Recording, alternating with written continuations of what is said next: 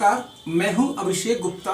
आप देख रहे हैं मस्ती इंडिया, जियो मस्ती में। दोस्तों, उत्तर प्रदेश का बलिया जिला, जिसे हमेशा बागी बलिया के नाम से जाना जाता है, यहाँ के लोग हमेशा बागीपंथी इनके अंदर खून में सवार होती है। यहाँ पे ये बोला जाता है कि जो बच्चा पैदा होता है, पहले ABCD भले ही ना सीखे, कखा गगा भले ही ना सीखे, लेकिन उसे राजनीति का र जरूर आ जाता है। यहाँ के लोगों के अंदर राजनीति खून में भरी होती है, नस नस में भरी होती है। और बात करें हम बलिया जिला के अंदर सहतवार ग्राम पंचायत, जी हाँ दोस्तों, आदर्श नगर पंचायत सहतवार, जो कि मेरी जन्मभूमि है। और इसके बारे में कहा जाता है कि जननी जन्मभूमि स्वर्गादपि करियसी, यानी कि हमें जन्मभूमि, हमें मातृभूमि, हमें जान से भी प्यारी है। तो जिस जगह पे हम पैदा हुए, आज मुझे सौभाग्य मिला है कि उस धरती से आपको नमन करते हुए, मैं आप लोगों को नमन करते हुए यहाँ पे आप अपने धरती के कुछ रूबरू कराए, कुछ ऐसे लोगों से जिन्होंने हमारे सहतवार में कुछ बेहतरीन करने की कोशिश की है। जी हाँ दोस्तों, सहतवार नगर पंचायत में कुछ ऐसे भी लोग हैं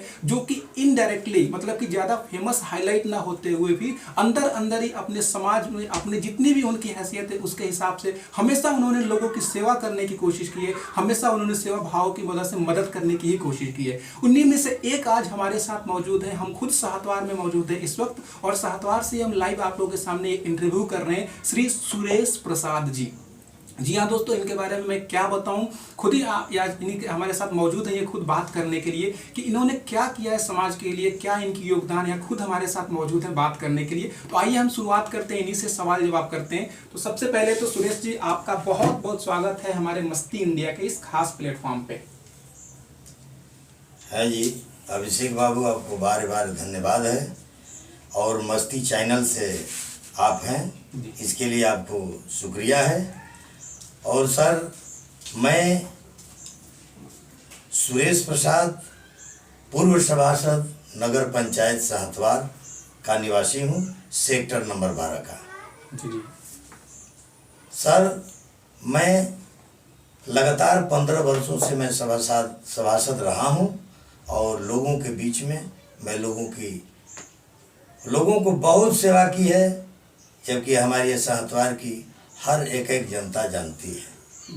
जी सर, और कुछ पूछना है? जी जी बिल्कुल, अभी सवाल तभी शुरुआत हुई है साहब। हालांकि आपने बताया कि अभी आप वार्ड नंबर 12 सहतवार में लगातार 3 वर्षों तक सभासद रहे। तो इन 3 वर्षों के दौरान, हालांकि मैंने आपके द्वारा किए गए कुछ महत्वपूर्ण कार्य जो कि लोगों के द्वारा या आपके द्वारा भुलाए नहीं भूलते, मतलब कि कुछ ऐसी काम जो आपके द्वारा किए गए इन लगातार 3 वर्षों के दौरान, 3 बार के कार्यकाल के दौरान।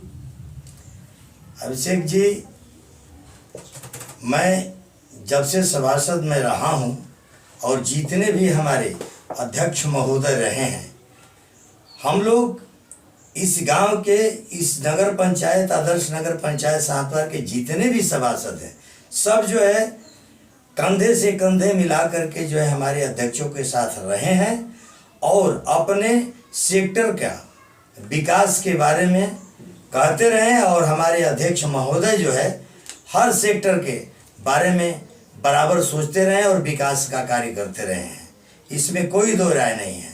हमारे सेक्टर में 15 वर्षों में जब तक मैं रहा हूँ, जितने भी हमारे अध्यक्ष महोदय यहाँ पर रहे हैं, सबसे पहले जो है हमारे अध्यक्ष महोदय स्वर्गीय बद्रीनाथ सिंह थे। जी जी। इसके इसके बाद जो है हमारे जो है स्वर्ण प्रभात सिंह हैं, और इसके बाद जो है हमारे जो है माननीय श्रीमती सरिता सिंह जी हैं। जी जी।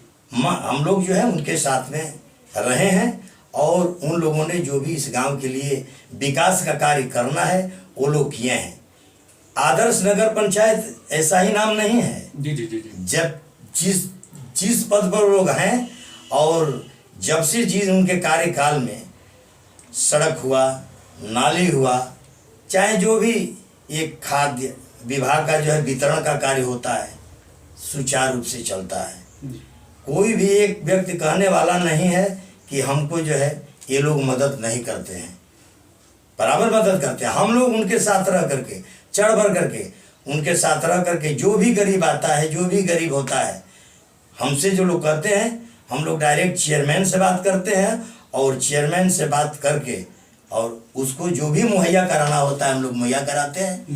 कार्ड का जहाँ तक सवाल है, तो मैं 15 वर्षों में कोई ऐसा घर नहीं है जिस घर में एक एक व्यक्ति का जो है, जितने व्यक्ति हैं अलग अलग हैं, सब व्यक्तियों का अलग अलग नाम से अलग अलग का जो है कार्ड बना हुआ है कार्ड धारकों का, और लोग इसका लाभ उठाते हैं।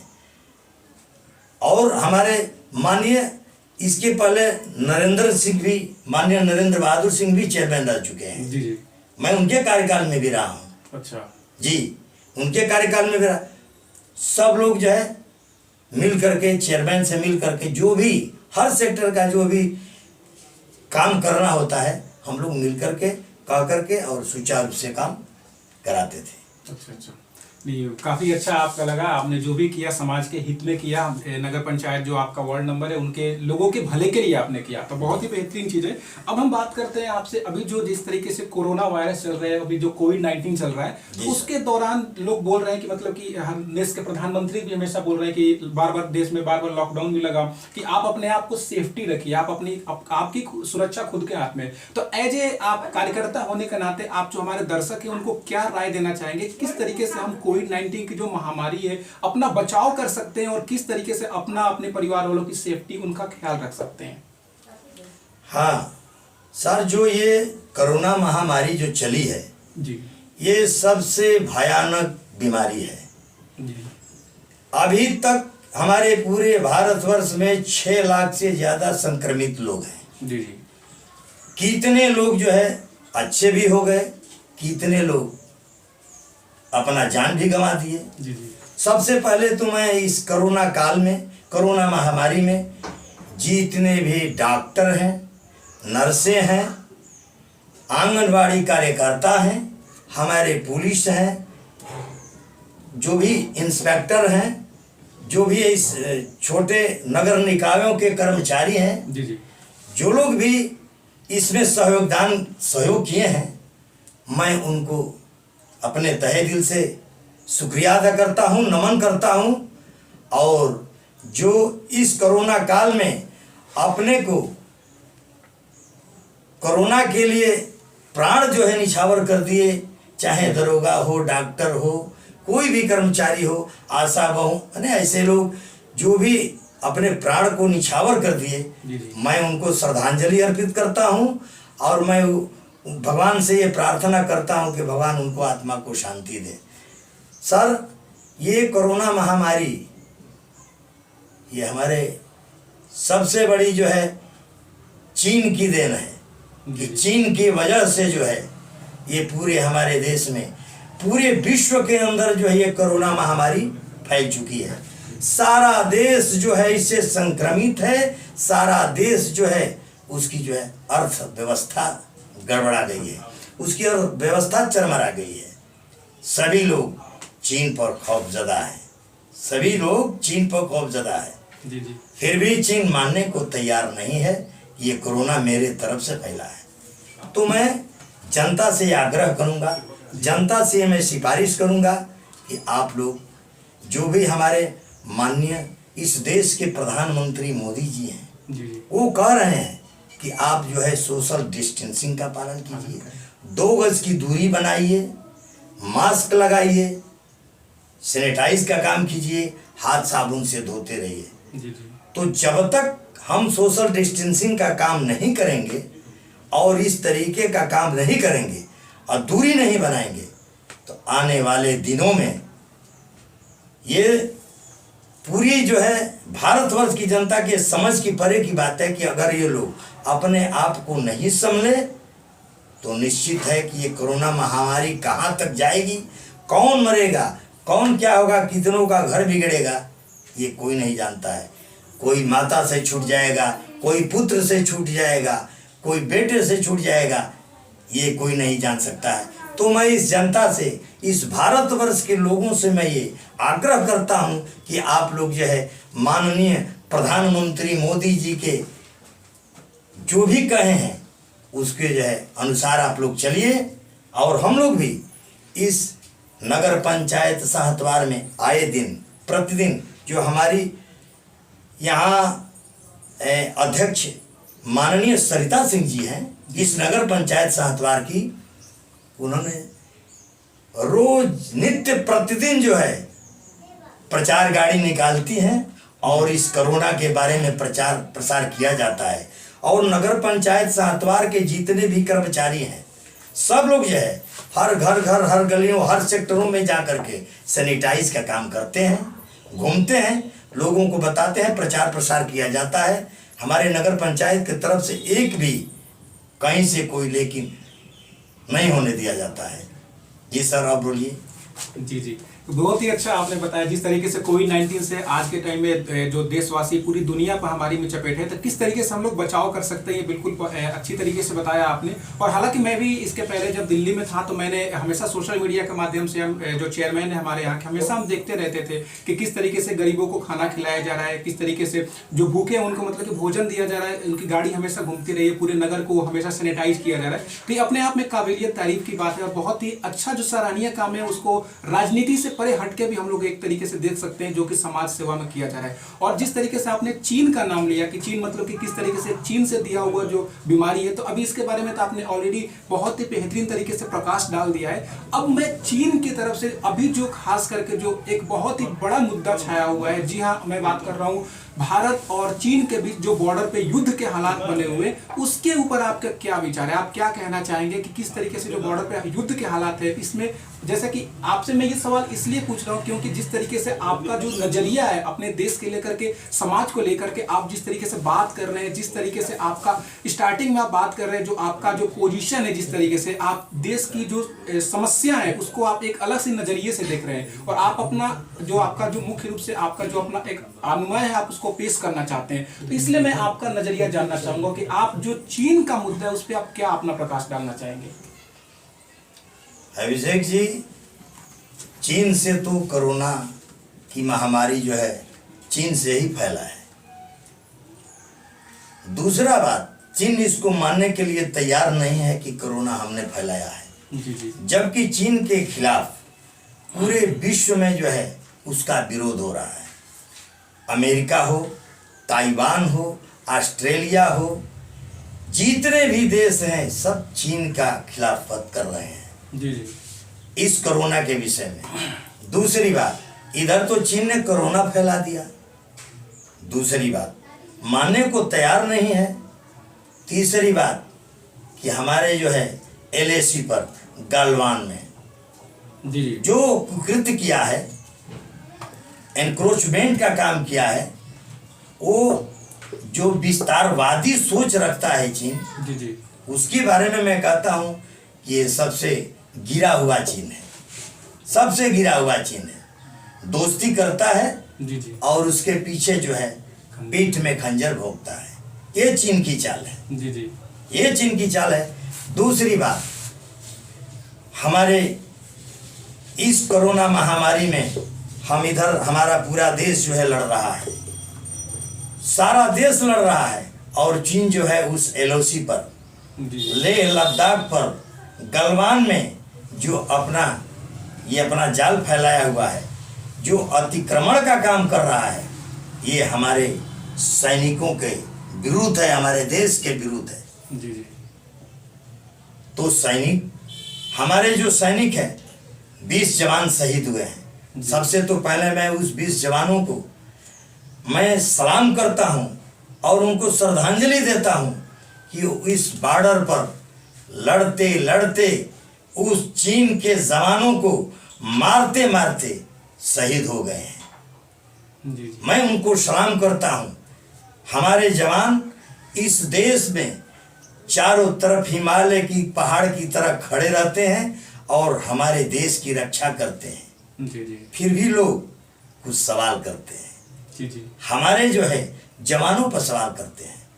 ये सबसे बड़ा दुख की बात है कि कम से कम इस जो है घड़ी में चीन के खिलाफ बोलना चाहिए, जी जी लेकिन ऐसी भाषा लोग प्रयोग करते हैं कि चीन उसका जो है और पाकिस्तान, जी जी ये दोनों जो है उसका लाभ उठाते हैं।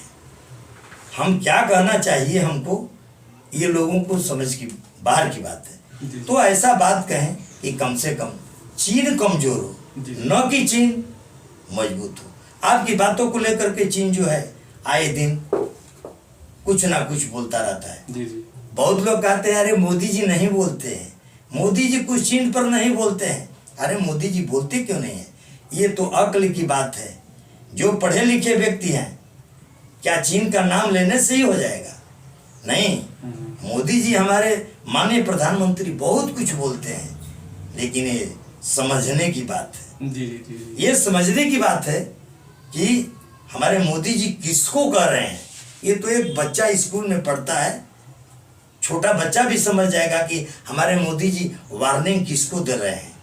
आंखों में आंख डाल करके बात करेंगे, सर नहीं झुकाएंगे, सर उठा करके बात करेंगे। इसे तो भी समझ लेना चाहिए कि मोदी जी किसको कर रहे हैं, चीन को कर रहे हैं या पाकिस्तान को कर रहे हैं। अरे अपने दुश्मन को कर रहे हैं। गलवान घाटी में ये सबसे बड़ा जो चीन ने कुकृत्य का काम किया, ये सबसे जो है, और हमारे बिहार रेजिमेंट के जवानों ने जिस प्रकार अपना शौर्य दिखा करके चीनी जो है लोगों का गर्दन तोड़ा, रीढ़ की हड्डियां तोड़ी। जी जी। ये मिसाल है, ये कहने जोग बात नहीं है, ये मिसाल है। हमारे चीन के 43 जवानों को हमने मौत के घाट उतार दिया। अरे हमारे वीर जवान देश के लिए हो तो हैं, देश के लिए हैं, देश के लिए मरते हैं, देश के लिए जीते हैं। जी जी। जब वो देश के प्रहरी हैं, जी जी। देश पर खड़े हैं, तब मैं जो है, तब जो है मैं इस भारत के अंदर हम लोग चैन के और सुख की नींद सारी दुनिया सोती है। और सर जी बिल्कुल सही बात आपने बोला कि हमारे दो भारत के जवान हैं, अगर सरहद पे दिन रात जगते हैं तभी चैन से आज हम आपका इंटरव्यू भी ले पा रहे हैं सर। ये भी अपने आप में एक बहुत बड़ी बात है। और एक चीज़ में आपने जिस तरीके से इशारों में आपने बात की कि हमारे जो देश के जवानों के शहादत पे सवाल उठा रहे हैं, तो जनता हमारी समझ चुकी होगी आप इशारों में किससे आप सवाल पूछ रहे हैं। कहीं आपका इशारा राहुल गांधी जी और कांग्रेस पार्टी की तरफ ही है। और हालांकि अब हमारी जो कार्यक्रम है आखिरी चरण में चल रहा है, हमारा कार्यक्रम खत्म जो आखिरी स्टेप में, तो अभी मैं आपसे एक अपना, जैसे कि हमारा कार्यक्रम का नाम है, जैसा कि आपने मालूम है आपको, मस्ती इंडिया। आप एक लगातार 3 बार सभासद रह चुके हैं, आपका पोजीशन इतना अच्छा है, 7 बार में शायद ही बहुत ही कम ऐसे लोग होंगे जो आपको नहीं जानते होंगे। बहुत ही लगभग एक बच्चा आपका नाम जानता है। तो क्या इतनी बड़ी हस्ती होने के दौरान क्या कभी आपने सोचा था कि आप मस्ती इंडिया के इस मंच पे आकर के मैं आपका इस तरीके से इंटरव्यू लूंगा? नहीं, वैसे अभिषेक जी मैं तो सोचा नहीं था, लेकिन आप कहाँ से आ गए हमारे यहाँ, कैसे पूछते पूछते ढूंढते आपके दिमाग में क्या चला, कैसे आ गए, अब तो ये हमारे सोच की परे की बात है। और मैं इसके लिए आपके मस्ती चैनल को धन्यवाद देता हूँ। जियो मस्ती चैनल है आपका, मैं इसको सलाम करता हूँ।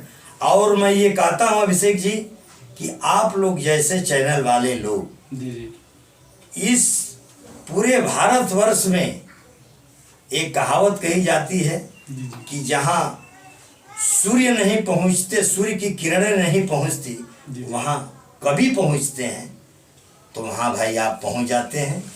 और दूसरी बात कि भाई आपका चैनल धन्यवाद योग्य है। और मैं क्या कहूँ, और जो भी पूछना है सर आप हमसे पूछ सकते हैं। बिल्कुल पूछ ही रहे हैं, उसी कार्यक्रम को आगे बढ़ा रहे हैं। आप लगातार 3 बार आप मतलब कि सभासद रहे। पहली बार जब आप सभासद बने होंगे तो आपने सोचा होगा चलो जनता ने हमें प्यार किया, हमें मोहब्बत किया, तो जनता ने अपना आशीर्वाद दिया, हम सभासद बन गए।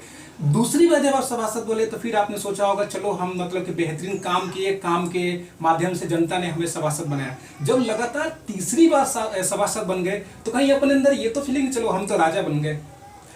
नहीं सर, जिसके अंदर अहंकार आ गया जी उसकी मिट्टी पलित हो गई। जी। जिसके अंदर अहंकार आ गया उसकी मिट्टी पलित हो गई। हम 15 वर्ष रहे हैं, ठीक है, लेकिन हमने इस प्रकार आज तक न मैंने किसी को सताया है न दबाया है। हम मदद छोड़कर, मदद भी करना होता है तो भाई हमारे बीच में जो अध्यक्ष महोदय रहते हैं, मैं उनसे कहता हूँ, मैं उनसे कि ये गुजारिश करता हूँ कि कम से कम हमारी ये जनता को परेशानी है, इस व्यक्ति को ये परेशानी है, सर ये काम हमारा कर दीजिए। अच्छा। तो हमारे अध्यक्ष महोदय करते हैं। मेरे बातों को अन्यथा नहीं लेते हैं, करते हैं वो लोग। हाँ बिल्कुल करते हैं। लेकिन सवाल एक है कि भाई कोई भी व्यक्ति अगर विरोधाभास करेगा,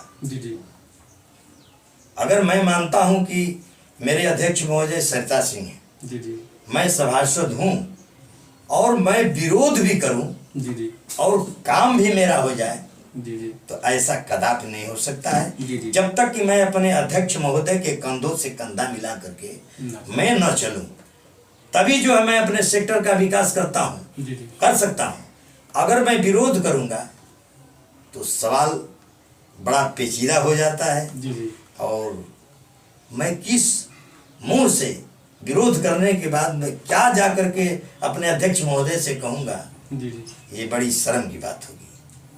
ये आपके अंदर मतलब कि ये एक तरीके से देखा जाए भक्ति भाव वाली जो बात होती है, मतलब कि एक जैसे जिसके हम मतलब कि जो हमारे नगर पंचायत के जो अध्यक्ष हैं उनके प्रति प्यार मोहब्बत ये आपके अंदर दिख रही है, ओपनली दिख रहा है, मुझे अच्छा लग रहा है। हालांकि जिस सहपाठ में रहते हैं तो जिस बंदे को जिसे हम अपना नेता मानते हैं उनके प्रति लगाव आपके अंदर होनी चाहिए। कुछ और एक दो सवाल बस बचा है, आपके ज़्यादा मैं समय नहीं लूँगा। मोदी सरकार, नरेंद्र मोदी सरकार 2000 उठाए जा रहे 2014 के बाद से जो भी कदम है, शुरुआत में करूंगा नोटबंदी से लेकर के अभी जीएसटी, फिर इसके बाद कश्मीर में धारा 370 हटना, उसके बाद ट्रिपल तलाक, और अभी कोरोना वायरस के दौरान इतनी बड़ी मतलब कि जहां पूरा विश्व त्राहिमाम कर रहा था वहां मोदी जी देश की जनता को बचाने में लगे हुए थे। मैं तारीफ नहीं कर रहा हूं क्योंकि एज ए प्रधानमंत्री हम एक रिपोर्टर की बोलते हैं कि हम लोग का कोई पॉलिटिक्स नहीं होता, जो अच्छा काम करेगा उनके बारे में जानकारी देना। तो as a political leader, as a आप मतलब कि यहाँ के जनता के सेवक होने के नाते मोदी जी द्वारा उठाए गए जो काम काज करने का तरीका है उस पर आप क्या बोलना चाहेंगे? 2 लाइनें संक्षिप्त में। पत्रकार महोदय, मोदी जी, हमारे माननीय प्रधानमंत्री मोदी जी जो भी अपने तरफ से जो कुछ भी किए हैं ये देश के हित के लिए किए हैं, देश के हित के लिए किए हैं। चाहे जो भी प्रधानमंत्री होगा देश के हित के बारे में ही सोचेगा। तो हमारे माननीय नरेंद्र मोदी जी, जो लोग सोच रहे हैं कि मोदी जी बूढ़े हैं, बूढ़े नहीं हैं, उनके अंदर अभी जवानों जैसा हौसला है। और मोदी जी के आगे अभी कोई भी, पाकिस्तान हो, चीन हो, ऐसा कोई भी देश टिकने वाला नहीं है। कोई टिकने वाला नहीं है। और जो भी उन्होंने कहा, देखिए हमारे मोदी जी ने 5 महीने का राशन फ्री कर दिया है। किसके लिए किया है? जनता के लिए किया है। सब मोदी जी जानते हैं, उनकी पार्टी जानती है, सरकार जानती है कि भाई इस कोरोना काल में जितने भी प्रवासी मजदूर हैं, जितने भी गरीब लोग हैं, परेशान हुए हैं। इसके लिए उन्होंने ऐसा कदम उठाया है। और ये कदम जो है मोदी जी के लिए सराहनीय है। और 370 धारा की बात है, मोदी जी जो कहते हैं वो करते हैं। उन्होंने 370 धारा हटाने को कहा था, उन्होंने हटा दिया। उन्होंने ट्रिपल तलाक के बारे में कहा था, उन्होंने ट्रिपल तलाक हटा दिया। देखिए गलत नहीं है, लेकिन इसको गलत मानने वाले गलत मानते हैं। लेकिन ऐसे अब देखिए पाकिस्तान आतंकवादियों को भेज करके जम्मू कश्मीर में, देखिए हमारे जवान भी शहीद हो रहे हैं, उसके भी आतंकवादी भी मारे जा रहे हैं। एक 3 साल का बच्चा, देखिए कल परसों की बात है, कल की ही बात है, सुबह की बात है कि एक नागरिक को उन लोगों ने टारगेट कर दिया, उसका दादा मर गया, लेकिन जवानों ने अपने जान पर बाजी खेल करके उस बच्चे को बचाया और उसके माँ बाप तक पहुंचाया। वो लड़का अपने दादा के जो है पेट पर बैठा था, लेकिन उसको ये जानकारी नहीं थी कि मेरे दादाजी मर चुके हैं। ये तो सीख जवानों के ऊपर उंगली उठाने वालों को सीखना चाहिए जो उंगली उठाते हैं। जम्मू कश्मीर में बहुत से ऐसे अलगाववादी हैं, बहुत से अलगाववादी। अब तो उनका काम मोदी जी ने खत्म कर दिया है और लोग खत्म हो जाएंगे। लेकिन जो लोग अलगाववादी थे, पाकिस्तान से मिले हुए थे और आतंकवादियों को अपने यहाँ बुला करके हमारे जवानों को टारगेट कराते थे, जनता को मरवाते थे। जनता इसीलिए वहाँ की परेशान है। अगर एक बार मेरी ये हार्दिक इच्छा है कि हमारे माननीय मोदी जी, प्रधानमंत्री जी और रक्षा मंत्री जो हमारे राजनाथ सिंह जी हैं, एक बार अपना मूड को बदलें और पीएको को शामिल कर लें। ये हमारी हार्दिक इच्छा है। और जो लेह लद्दाख जो वो अक्साई चीन है, जी। जो चीन फड़फड़ा रहा है, तो मैं चाहता हूं कि वो चीन के पंख को हमारे मोदी जी काट दें। ये हमारी हार्दिक इच्छा है। जी जी और मैं इस देश की जनता को, भारत की जनता को मैं ये कहना चाहता हूं जी जी कि चीन को समझा ले। अरे उसके 59 ऐप बंद कर दिए गए, जी जी मोदी जी ने अपना भी बंद कर दिया है। जी जी हमारे जो 20 जवान शहीद हुए हैं, उनकी शहादत का श्रद्धांजलि तभी होगी जब चीन के एक एक चीज पर हमारे इस भारतवर्ष की जनता बैन कर देगी। जी जी सबसे बड़ी शहादत होगी। और मैं शहादत होने वाले उन वीर जवानों के माता पिता भाई बहन, मैं उनको भी सलाम करता हूं कि जिन्होंने ऐसे ऐसे पुत्रों को पैदा किया, ऐसे ऐसे शेरों को पैदा किया और चीन के बॉर्डर पर भेजा है। आज भी हमारे जवान शेरों की तरह दहाड़ रहे हैं जी जी और चीन जो है अपना गंदा चाल चल रहा है। लेकिन ऐसा वक्त आएगा जी जी कि हमारे जवान, चाहे वायु सेना के हों या जल सेना के हों या थल सेना के, इसके लिए चीन के बदला लेने के लिए तैयार हैं और वो दिखा करके रहेंगे। जी जी बिल्कुल, बहुत ही अच्छा आपका लगा। और आपने जिस तरीके से बोला, सेना का सम्मान में बोला, हालांकि मैं भी एक फौजी का बेटा हूं, तो आपकी जो भावनाएं उसकी मैं बिल्कुल कद्र कर रहा हूं और आपकी बातों को मैं अच्छी तरीके से समझ रहा हूं। और दूसरी बात आपने बोला कि हम मोदी जी से हार्दिक मतलब कि प्रार्थना कर रहे हैं कि आप पीओके लेकर के और जो हमारा जो अक्साई चीन है उसको लेकर के। तो मैं जनता से ये बोलना चाहूंगा कि आप लोग इस वीडियो को इतना शेयर करिएगा, इतना शेयर करिएगा कि हमारे जो सुरेश भैया जी है इनकी बात सीधे मोदी जी तक पहुंच जाए और उनके बाद इनकी बातों को अमल में रखा जाए और फिर जरूर जल्दी से जल्दी हम लोग पीओके में घूमने के लिए भी जाएंगे। खैर, इस वीडियो को देखने के लिए आपको बहुत बहुत धन्यवाद और मैं सुरेश जी का भी आपका सर बहुत बहुत थैंक यू बोलना चाहूंगा कि आपने अपना कीमती वक्त निकाला, आज हमारे इस कार्यक्रम में आए, अपना बेहतरीन तरीके से आपका जो भी बेबाक अपनी बातों के लिए। और मेरे लिए एक प्राउड वाली मोमेंट है क्योंकि बचपन से मैं आपको देखता आ रहा हूं और जिस बंदे को जिसे आप बचपन से देख रहे हैं, अपना अभिभावक मान रहे हैं, आज उनके साथ कुर्सी पे डायरेक्टली बैठ के आप उनका इंटरव्यू लो, तो मेरे लिए प्राउडली वाली मोमेंट होती है, एक गर्व की बात होती है मेरे लिए कि मैं आपका इंटरव्यू ले पाया और आप अपना कीमती वक्त मुझे दिए। खैर, इस वीडियो को देखने के लिए जनता आप लोग का बहुत बहुत धन्यवाद। इस वीडियो को प्लीज आप लोग अगर अच्छा लगे हो तो लाइक कर दीजिएगा, चैनल को सब्सक्राइब कर दीजिएगा और बेल आइकन प्रेस कर दीजिएगा ताकि इन फ्यूचर जब भी हम कोई नया वीडियो अपलोड करें तो आपको उसका नोटिफिकेशन सबसे पहले मिल जाए बिना किसी रुकावट के। बहुत बहुत धन्यवाद। मस्ती इंडिया, जियो मस्ती में। सर आप भी एक बार ये बात बोल दीजिए, मैं सबको यही बात बोलता हूं, मस्ती इंडिया जियो मस्ती में, क्योंकि हमारा ये मानना होता है कि आप इस समाज में जहां भी जाओ खुशियां फैलाओ, हमेशा मौज मस्ती के साथ जीते रहो, रोना धोना वाला वो तो जिंदगी में चलता रहेगा। तो आप एक बार अपने मुख से बोल दीजिए, मस्ती इंडिया जियो मस्ती में।